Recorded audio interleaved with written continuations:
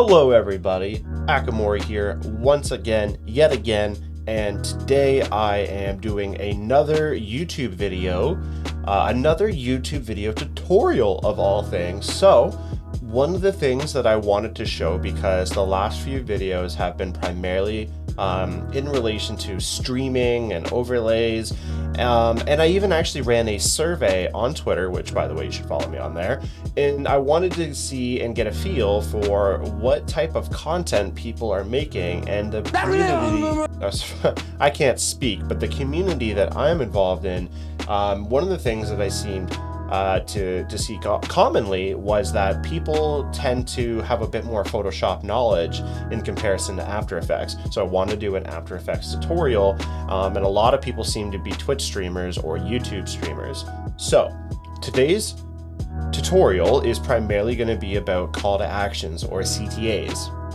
Now, a common CTA is when your YouTuber goes, hey, if you like this video, please like and subscribe. It really helps us in the algorithm, which you should do, by the way. But that would be like a verbal CTA. Now, commonly these days, you're seeing more streamers have animated links or pop-ups or pop-outs on their stream or on their videos, showing and displaying things like their Twitter links, or kind of prompting people to, follow them on Twitch or to hit the subscribe button on YouTube, that kind of thing. So I wanted to show you a real nice way to kind of make something real simple for your streams. And if you want to, you could even download this later. But enough of all of the ranting, let's get right into the tutorial. First things first, you can make this kind of whatever size you want, but I want to make it a little bit smaller so I can move it around a little easier in OBS when I'm streaming. So I'm going to make the width 600 pixels, and I'm going to make the height 300 pixels. I'm going to make sure that I keep the frame rate the exact same as what the output is on OBS. So for me, it's going to be 60 FPS because that is what I stream in. Now the duration, you're going to want to make sure it's very short, but not too short. And the reason is you don't want you're going to have this looped essentially in OBS. And so you don't want to just constantly spamming. You can, depending on the type of look you're going for, but for the style that I'm editing, it would be a little obnoxious. So you would almost want to make it maybe like, let's say something like every 3 minutes maybe. Now, the very first things first is you're going to want to make sure that in your project folder that you have like the Twitch logo or YouTube logo or whatever thing you're trying to promote. So I have the logo. I'm going to make that a bit smaller as well. Try like 30% or something for now. You're going to want to make sure you have this in here. If you want to see how it looks transparent, you can always click this little window here where it says toggle transparency grid, and that'll pretty well give you like that kind of Photoshop background look. Now, you need some text, so I'm just going to go in and just type in just wherever on the composition. I'm just going to type in subscribe for ad-free viewing. Now I've done this. This is just like the first thing that I kind of like came to my head, so to speak. So I'm gonna make sure that I go click on the text layer, go to transform, and center the anchor point to the layer. Basically, that means that any kind of animation is based off of the center of the transition or of the layer. So I can move it, and it moves it from the center point. Whereas if you had it like off to the side or something like that, then everything would move kind of from that point instead of the midpoint. And the best example to show that is the scale. See, it scales from that point instead of the center. Whereas if you scale it from here, it scales perfectly from the center, right? So that's what we want. We want it like that. We're gonna go and scale it down, maybe like 50%. Now, what you can do is you can take your logo. I'm gonna hide the text layer for a second here. We're gonna go in like, let me see here.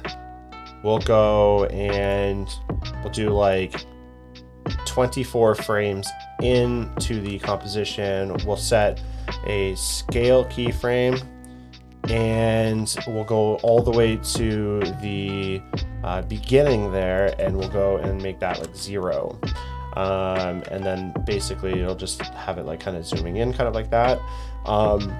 What we'll do as well is we can also go in and now press P on our keyboard, go to position on the Twitch logo layer. Make sure that, again, we're 24 frames in, and we can press the stopwatch there to make a keyframe for position. And then we can also bring it maybe from the top, we can have it like this. So we can have it kind of come like that. So it kind of comes down, and we can have it sit for a second. Maybe we have the position kind of do like a bounce. So we'll have it like kind of come up a little bit, and then kind of come, we'll copy this. You can just highlight this keyframe, Control C or Command C, Control V or Command V, and that'll give it kind of like a little jiggle. I'm gonna move it a little further actually, and that kind of gives it just a little bit more of oh wait, and you can see I've kind of spaced these out just a little bit there, the keyframes. That gives it a little bit of a bounce kind of effect. And then what we'll do is we'll kind of like go to the 1 second keyframe mark, or actually we'll go to, because we're at about 42 seconds, so we'll go to 10 frames, and then we'll keyframe it, and then by the 1 second point, I want it to be like over here, and I want it to kind of remain like that. So it'll be like this. Now it's a little bit fast. So what I'm gonna do is I'm gonna highlight those 2 layers, press F9 on my keyboard, and that'll basically ease the keyframes. And then you can click on this little graph with like the box with the line in it, and then you can zoom in a little bit on your timeline to look at the keyframes. And basically what I want to do is I want to go in and I want to grab these points, and I want to slow the exit essentially. So what you'll see, this is really fast coming in, and then really fast going out, or really slow going out. This is how it'll look. Now, if you still find that's too fast, which I kind of do, I'll take the keyframe and just drag it out. Go to the start of the animation, and I think that's much better. Now, another thing you can do is we can even kind of we can take like a similar standpoint here. So I'll actually I'm gonna unhide the text layer. I'm going to press Control Shift D, and that'll split the layer and the timeline. I'm gonna highlight the first half, press delete on my keyboard, and get rid of that. Now we can kind of see that obviously it's overlapping a little bit. So I'm going to take sorry, I've got a little bit of a sniffle too. I'm going to take the layer, and I'm going to essentially just kind of push it off and kind of center it a little bit here, and make sure that we have as about as centered as I can get it without it touching each other. Okay, and that looks great. Now you can get real crazy with these. Okay, you can do all kinds of really cool things. Like one of the ones that I've made in the past, I really enjoyed. And you can see that I did a lot of very similar stuff in there. So I'll give you a little bit of that in this one. It'll just be a little bit different. So we like where it's positioned, obviously, in the timeline now, in the composition. So what we'll do is we'll press P on our keyboard, and we will go and press and make another keyframe here. Now what we want to do though is we want to have it come in from the top. I'm going to highlight those keyframes again, press F9 on my keyboard, ease them, and go back into the graph. And I want to essentially go back in and make it again fast at the start, slow at the end. And if you notice here, there is a little bit of an overlap. So one of the things we can do to kind of stop it from doing that is we can just drag these keyframes out a little bit further in the timeline. And if it's still kind of cutting in like that, then you can just again, just drag it a little bit further, and then that will that should clear it. Okay. I wanted to kind of make the ad-free part stand out a bit. So I'm actually just going to highlight the ad-free part. I'm going to go over to the character window, and if you don't see the character window, you can just go to window, boom, and press character. Now I'm going to just go press this little eyedrop tool, and I'm going to copy the color of the Twitch logo, and then bam. Now what I'll do is I'm actually going to go and I'm going to select both the layers now, press Ctrl-Shift-D, and I'm going to delete the excess off the end. Okay, now what you can do is you can highlight both those layers again, right click on one of them and press pre-compose. I'm just going to name this like CTA, and then make sure adjust composition duration to the time span of the selected layers is checked. And basically all that'll do is it'll take everything from start to end in terms of time frame and just shrink the entire composition of that to the time that you marked it in. Now you'll notice here that we still have all this extra space, right? Which is perfectly fine. We're gonna want it to stay that way. Now, one of the reasons I did it this way is because I wanted to go from like the 1 second 45 frame mark, and I wanted to press S on my keyboard to scale, and I wanted to go to the very end of it, and I wanted to make it 0, and I wanted to ease these as well, and go in my graph editor and just basically kind of do the same thing that we were doing before, but this time I'm gonna make the frames kind of more into the middle on both ends. And this is kind of how it looks right now. Now, it looks a little unnatural looking, so another thing you can do is make sure you check off motion blur on both of the layers, and then go back to your main composition and do it again. And then all of a sudden you can see how it looks a little bit smoother, a little bit more natural. And I really like how that looks. If you're happy with that, and keep in mind, you can play with things such as rotation, and you can play with things like you do like character text, which if that's something you wanted to try as well, you can go into your composition again.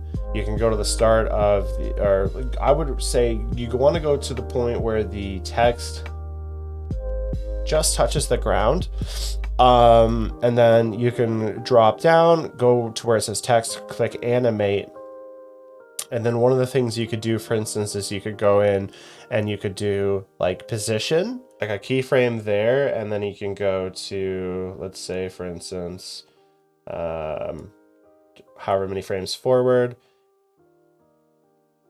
You could even bring it up, and then you could actually go to where it says animator 1. You can click on it, click selector, and you can add like an expression or like wiggly, and then what you can do is you can go in and you can change the you can change a bunch of things. So you can change like the max like height of the wiggle, the minimum amount, and just give yourself a little bit more control that way. So you can do that. I would honestly suggest maybe like keyframing the min and max amount, and having them like from here, I'd have them set to like 0. And then that way, when you're back in your main comp, you'll be able to like repeat it a bit.